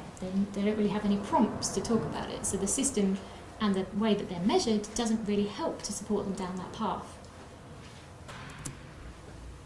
And fragmentation. So the information, actions and plans that come from MDTs need to be available to everyone involved, but it's all in different places. So this is really a challenge generally about how information is collected and stored amongst services. So How are they going to share the information from MDTs or that somebody has had with someone about their wishes? Because they're not conversations that people might want to repeat. So I think the key message from the training was that you need to do more than just training. Training alone in this context was not enough to sustain real kind of lasting change in the way that people are supported. And our particular recommendations to do with this would be numerous. And the first one would be to embed training and support into routine practice. So we'd seen that turnover of staff was a big challenge. New staff don't get the training around palliative care, so the knowledge is lost. The training needs to be kind of incorporated into key working sessions, so not a one-off training and you're done, but a regular training. It could be responsive to events, so following a death or following concern, you would do the training and accompany that with support. So hopefully from a hospice or a palliative care team to help people put things into action. A way of doing this might be to identify champions from the hospice and the homelessness community to take the lead in implementing changes and thinking about how this can be used and how people can be supported. And there needs to be more flexibility. Now, we're not saying to do away with the recovery-focused nature of hostels, because for many people that's appropriate and that's really useful and necessary. But for a group of people that aren't going to be going down that path, there needs to be some flexibility and some support in thinking about other options and other choices. And this needs to be reflected in outcome measures and in kind of tools that are used in hostels and guides for supporting people. And finally, we really heard about the need for emotional support for staff, and this needs to be delivered routinely and to be more available and to be easier to access for staff when they need it. So as a last quote here, this is from a member of hostel staff. Very few people know what our lives are like in the hostel. We need someone who could support us. I think it could only come from a hospice. If we had someone that stepped up to come and give us the benefit of their experience, or we're even on the end of the phone and we could call them and just say, so-and-so passed away this morning, and it's so upsetting, I don't know what to do about this, then that would be fantastic. So I think that speaks a lot to accompanying training with support and having a friendly face and a voice and someone to ask when you don't know what to do. Okay, so that ties up our training. I think what I'd like to do now is share some of the really amazing examples of good practice that are already happening out there. We've heard and we know that access to palliative care is not equitable. There's huge variation in who can access palliative care, and we've seen how people who are homeless tend to fall very underserved. They're falling short in accessing this. And this is something that's been recognised. Hospice UK recently had their Open Up Hospice Care, what do you call that, programme, with this aim to make it more accessible to people. And in 2016, the government launched their 6 commitments to widening access to palliative care. So it's something that's on the agenda and something that's starting to happen. And as we'll see shortly, there are some brilliant examples that we can all learn from. I think these examples have various characteristics that are used in combination with each other or just on their own. So some of the things use kind of partnership, developing partnership between homelessness and healthcare services. Education plays a key role, whether that's for hostel staff, medical staff, or both, is variable across the different programmes. End-of-life care ambassadors I'll speak about later, but that's around education and supporting and connecting people, and increasing access to support, both physical health support and mental health support. And finally, actual facilities for providing respite for people experiencing homelessness. So a kind of range of things that are happening. The first trailblazer that we have is St Luke's, and I'm very aware that Alison is here, and I'm hoping that I do her justice, and please feel free to jump in if I haven't done so. So in Cheshire, they've been strengthening links between hospices and hostels. So Alison has been supporting hostels in her area around supporting clients with end-of-life care in various ways, using various methods. She's providing training for hostel staff and also for medical staff, so that hospices are seen as more of an option for this group. So it's not just training hostels, it's training medical staff too, so that everybody is thinking on the same pages. There are also counsellors available in the Medical Centre and the Salvation Army Hostel, who are doing an amazing job of being there to talk about people with advanced or deteriorating health, or people who have friends with advanced or deteriorating health. We've seen that that's a real need and is lacking from a lot of services, having a space to talk and someone to talk to. They're also helping people to access day hospice facilities, so complementary therapies and management of pain and symptom management, so that care is proactive rather than reactive. And they're also carrying out significant event analyses following deaths in hostels to give people a chance to reflect on what's happening and to support each other and to think about what's the learning from these issues. Very excitingly, they have a dedicated end-of-life care bed within a hostel, which I think is... Oh, she's shaking her head. It's moved on. The contract changed and the new contractor is quite different, so that's on. Okay, we'll move on. Happening at the moment. Right, okay, well, we'll skip on from that. I'm sorry, Alison. Maybe you can tell us more about that towards the end. So moving on, we have St Luke's in Plymouth, and this is the end-of-life care ambassadors that I was speaking about. In Plymouth, they've really made steps to connect services around the support of homeless people with advanced ill health. And they have the end-of-life care group, in which there are 12 organisations, kind of a range of people from the Salvation Army, drug and alcohol services, housing services, all sorts of people coming together to collectively think about how they can better support this group. They also have the End-of-Life Care Ambassadors Programme, which is training and support for hostel staff or people supporting people who are homeless, which takes place over 4 workshops. And by the end of the training, they want ambassadors to be able to recognise when someone might be approaching the end of life, to be able to signpost resources and services, to have supportive conversations, and to be a source of support for people who are experiencing deteriorating health. Another project is the Advanced Liver Disease Shared Care Pathway Project in Basildon. And this is a really innovative collaboration between a hospice and medical services for people with advanced liver disease, which we know is very common amongst the homeless population. The aim of this pathway is to engage people with liver disease much earlier in their illness trajectory. We know this is difficult, and they're working with hepatologists for earlier referrals and earlier access to support in the day centre. So they're looking at giving support, holistic care to patients with liver disease, whilst they can access their kind of curative treatment, so a real parallel planning approach to liver disease care, which is phenomenal and is really exciting, so I'd encourage you to look at that. Another model is from Bradford, the Bradford Respite and Immediate Care Support Services. And this is a city centre intermediate care facility, and it's kind of a step down from hospital bed, and they're trying to kind of reduce prolonged hospital stays and avoid discharge onto the street. So it's a medical facility that provides respite, and they've also supported people towards the end of their life. So my final example comes from Canada. This is the Ottawa Mission Diane Morrison Hospice. And this is a hospice that's dedicated to supporting people who are homeless with advanced ill care. And I think a really crucial part of this is that it's within a hostel. So they're promoting kind of a two-way movement. People can come from the hostel into the hospice for respite and then back again, or they can stay there until the end of their lives. Now there's been some kind of analysis on this, and they adopt a harm reduction approach, and there's 24-hour care and a full-time registered nurse. So in their analysis, they looked at the cost effectiveness of this intervention, which unfortunately has to be done these days. People want to know what the money-saving element would be. And they found that it saved $125 per day versus $3,000 per day in hospital. So very significant cost reductions, and a significant reduction in A&E utilisation, and a longer life expectancy than if people were on the shelter or on the street. And importantly, people really valued being able to access this facility. Their kind of satisfaction from patients was really high, and it's a really exciting kind of thing that we could look towards in the UK, perhaps. Okay, so finally, these are our kind of thoughts for our next steps from the research project, pulling together everything that we've learnt and moving forwards.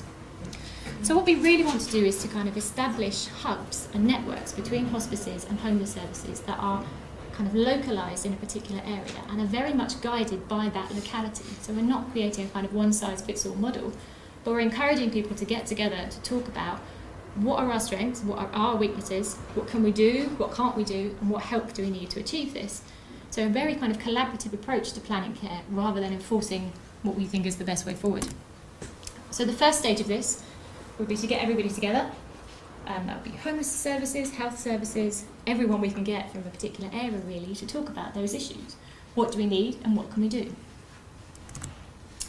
Together we would then co-design a programme of training and support with the champions, and we'd adopt a kind of train the trainers approach. So we'd take the modules from our training, using the feedback that we've gained to kind of tweak them, and give them to them as a sort of toolkit. So this is everything that we think you might need for training. Take from this what you will, and we'll learn together about how it can best be applied in your situation.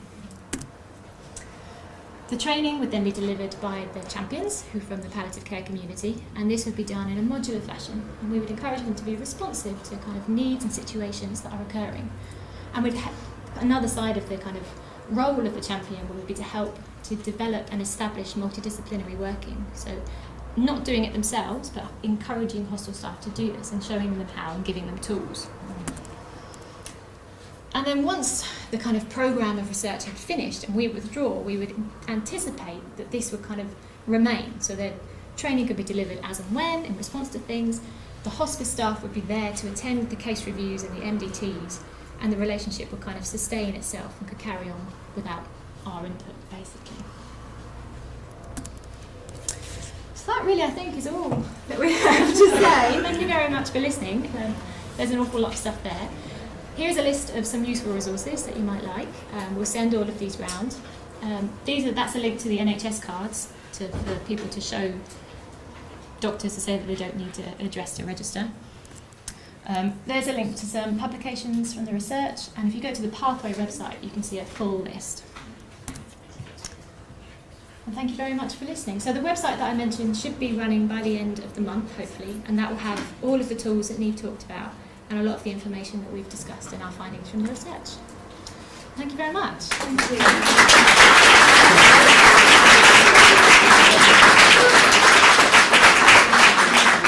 Does anybody want to pick the St Mungo's brains while they're here?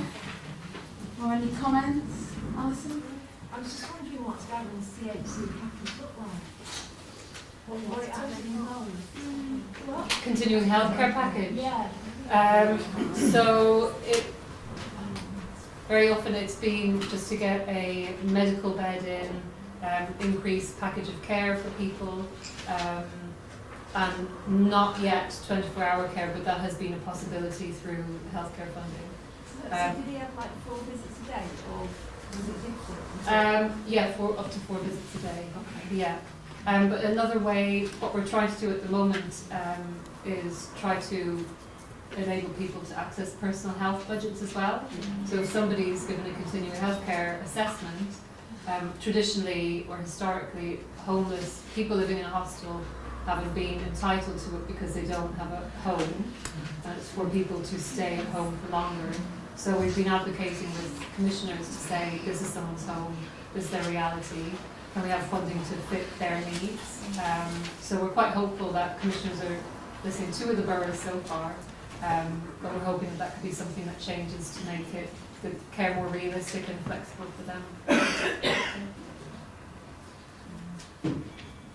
Oh, Chris.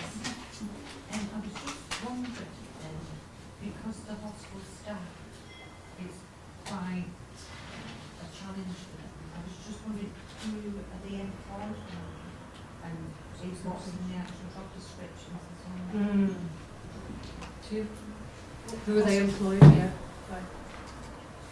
Well, most hostel staff are employed by a sort of housing provider, so they're not sort of answerable to any healthcare providers at all. They're not CQC registered, and I think that's one of the big problems and the big challenges. That they aren't there to provide care, and in fact they're really put upon in that there is nowhere else for people, and hostels, hostel staff, when they really feel they're not coping, will often send somebody into hospital and then say, I'm not having them back. And then if you haven't got a homelessness team there in the hospital, it leaves the hospital and the NHS in a very difficult situation.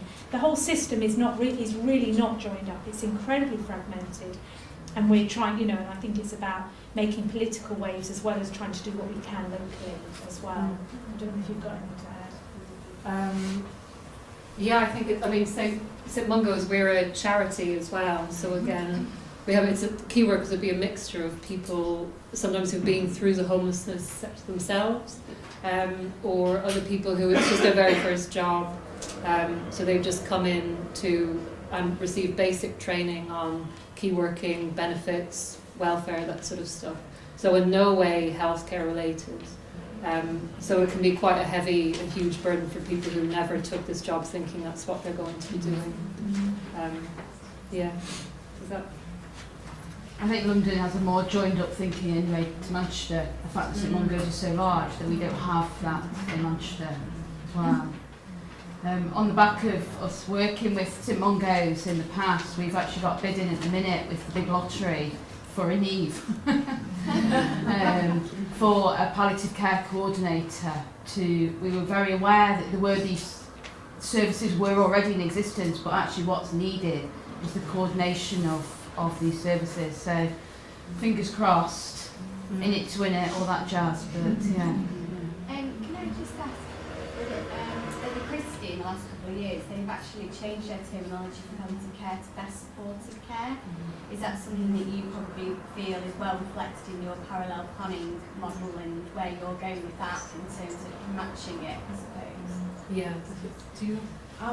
Yeah, no, absolutely. Yeah. I think the term is wrong. I don't think it works. People have got different understandings of it. I've been in hospital and I've spoken to liver teams, gastroenterology teams about somebody who is extremely sick and said, don't you think we need to see if palliative care can support this? But I think, why have they spoken to you? Do they want to die? I mean, that's a kind of senior doctor saying that to me.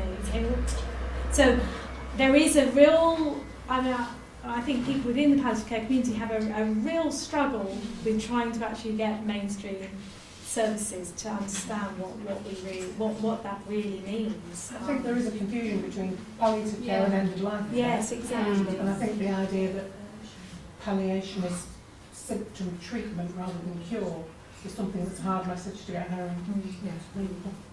And that it can happen alongside active management and active treatment. So I think that's where I've seen a lot of barriers certainly amongst doctors.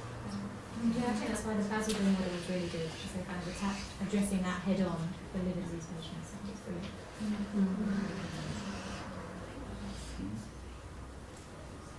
I just wondered as well, because obviously the hospital staff are in this difficult situation. Do they access the hospital at home? Is that something for the hospital at home coming? I'll stay up here like a jack in the box. Yes, they do sometimes. Very often I think with Darren, he was fast-tracked, he got that referral in no problem. We think because we were by a hospital who had a palliative care team, who have a lot of homeless people, who understand the nature of it and were more flexible in their approach. But depending on locality, I know hospice at home isn't available everywhere, depending on where your services are.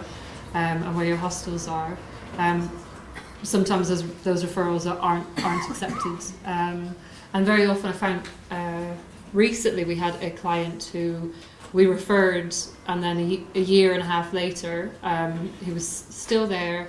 He didn't have many symptoms, because with liver disease, you're not in much pain. So the team felt there was little input from that respect, and because he was in a lot of denial about how serious his illness was, he didn't want to discuss end of life either. So they sort of said, well, we're taking him off our caseload because there's nothing for us to do. So we come up with that a lot as well, that although the services can be available, it's very difficult for people to find a role. But hospice at home is something that could be available if they were accepted, yeah. I visit hostels quite a bit. The hostels in my area are all run by a housing association. The staff are housing workers, not care workers. Some individuals go over and above their job description, but you can't rely on it. Yeah. The women's hostel, so they all have no hostel staff from 10 at night till 8 in the morning. Yeah. They have a security guard, who even in the women's hostel is a man, who's not allowed to leave the office, so he can't go to the rooms. There's a lot of chaotic behaviour in the hostel, and from my experience, when we've tried to get people care brought in, the team, it fails their risk assessment.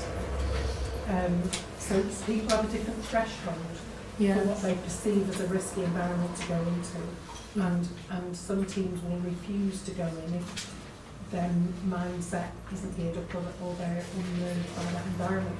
And so we have to move people into nursing homes and hospitals simply because care providers will not come into the hostel environment. Right. So, yeah. Yeah. But then there are people who've chosen to work in that area and they find that area very difficult.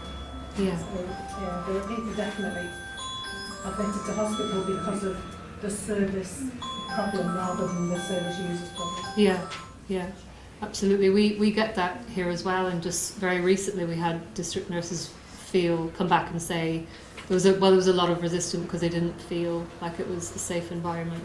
They have a high turnover of staff as well, and many probably have never set foot in the hostel. And if you see on paper it's homeless people, drugs, alcohol, you can't be blamed to think that's a bit scary and quite intimidating.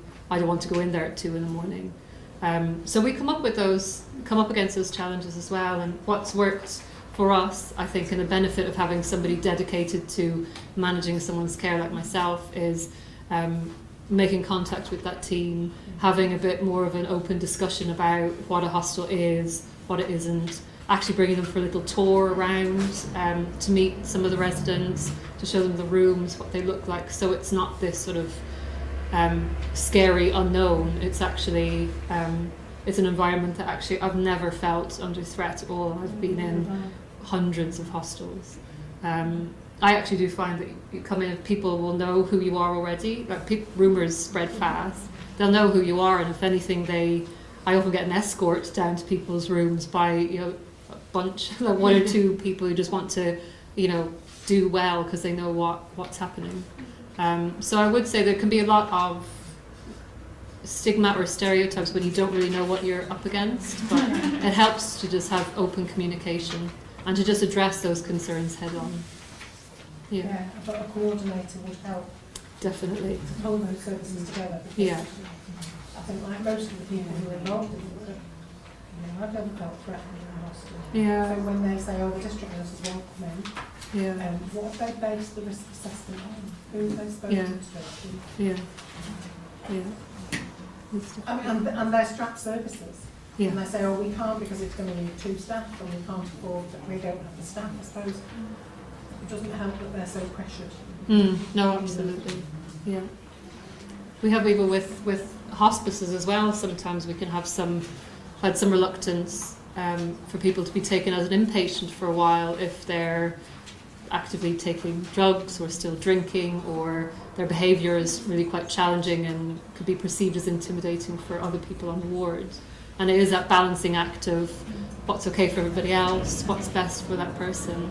And when we've done that again, I've had just conversations with the consultant earlier on, talk about what their concerns are, how to sort of de-escalate who that person is, a bit more about who they are and how they can interact and engage them better. And it's worked really well. Those referrals then increased to those hospices that we've worked with in the past. So it's all about relationships. Where Ed was in Chester, how they got over that was the hostel met with the clinical services manager with the community district nurses, and she came in and was given a tour of everything and was able to reassure the DNC that it was a safe place to be. And then it got better than that actually. It ended up with the DNs being able to come in and do legacies as well, which they never previously done before. So there was a real knock-on effect from it too. And it was just that open communication and the loss of fear. And in the same way, of course, hostel staff can be very good hospices because it's this perception that just somewhere you go to die, and of course it's much more than that. There's lots of people go for respite, etc. So the 2 worlds coming together is quite natural collaboration. Yeah. As long as it's not cool. Yeah, absolutely. Your last slide was about hospices and charities coming together in localities. How progressed is that? Well, we've applied for funding, so we're hoping very much. We're expecting to hear in the next kind of month or so whether or not that's going to be happening. But we're hopeful. We give it some reason for optimism, but you never know until you see the check, do you? About the education and training. Has the Housing Association been in the reason the staff Sorry, I couldn't hear that. the employer they've been quite supportive of the recent staff of the training? Yeah, they were brilliant actually. They were able to kind of manage their rotas. So we ran each session twice, so half would come on one day and half would come on the other. And yeah, they were very supportive. It was brilliant. Yeah. What might have helped is that those hostels, they have been part of the research as well, and they had identified that they had a real struggle and a real problem with this area. So they'd identified the need, and therefore they were very committed to supporting their staff being released for the training. So I think I can't imagine this working if the hostel managers don't see this as being an area of need. That would be much more challenging. And just to pick up on that, actually, Caroline, so we have used some of that that document that Peter Kennedy wrote and rolled out probably an hour and a half training to 9 hostels across Manchester, so training 60 hostel workers, of which is a rolling programme as well. So we've done a little version of it. Great. Yes, Brilliant. yeah. Fantastic. And how well's that been? It's been really well well received, received. yes, yeah. Fantastic.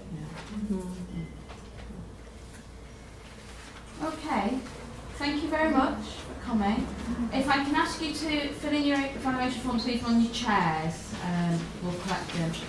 The next lecture series is on the 24th of August, and we'll be at Springhill Hospital, at